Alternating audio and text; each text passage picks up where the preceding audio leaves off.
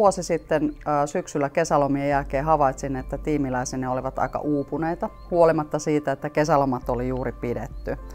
Ja varmaan uupumus johtui siitä, että meillä oli aika massiiviset tavoitteet ja me oltiin niistä tavoitteista jo heti sitten kesäloman jälkeen vielä jäljessä. No, ymmärsin sen, että nyt täytyy kiinnittää huomiota sitten kaupallisen asiantuntijatiimin työhyvinvointiin ja otin siinä sitten Auditionin pohdintaan yhtenä mahdollisena ratkaisuna. Eli nimenomaan sellaisena ratkaisuna, joka pystyisi auttamaan näitä vaativaa asiantuntijatyötä, erittäin korkeapaineistettua työtä tekeviä tiimiläisiä palautumaan sen työnteon lomassa ennen työntekoa ja työnteon jälkeen. Siitä lähdettiin liikkeelle. Mehän tehtiin tämmöiset lähtötasomittaukset ja meidän olettamus siitä, että tässä on vähän väsymystä ilmassa kesäloman jälkeen ja lomista huolimatta, niin sai vahvistuksen. Me havaittiin, että meidän tiimissä niin osa oli uupunut jo, osa oli uupumisriskissä ja suuri osa oli hyvällä matkalla tai huonolla matkalla sinne uupumisriskiin. Ja oli korkea aika tehdä jotain ratkaisuja ja toimia tiimin parhaaksi. Miten Auditionin käyttö vaikutti liiketoiminnan tuloksiin, mittareihin ja henkilöstöön? No, Auditionhan vaikutti pelkästään positiivisesti. Että me otettiin osana Auditionin käyttöä tämmöinen säännöllinen kuukausikohtainen ja henkilökohtainen sparraus ja seuranta.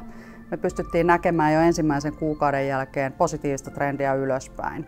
Ja nyt vuoden käytön jälkeen niin me ollaan pystytty vuoden takaisesta lähtötilanteesta parantamaan tiimin työhyvinvointia mitatusti 70%. Miten se on näkynyt meidän liiketoiminnan tuloksissa, niin se on näkynyt sillä tavalla, että negatiivisessa markkinassa me ollaan pystytty tekemään kuitenkin koko ajan viimeiset 12 kuukautta kaksinumeroista kasvua.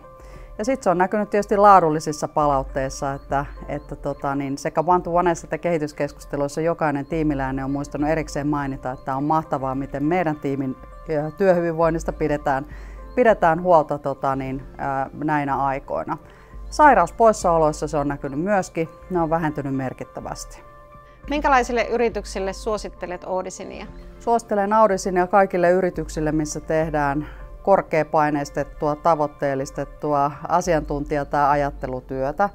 Eli sen ratkaisun hienous on siinä, että sä voit käyttää sitä aika- ja paikka riippumattomasti siihen, että sä pystyt latautumaan, sä pystyt rauhoittumaan tai sä voit energisoida itse sen avulla.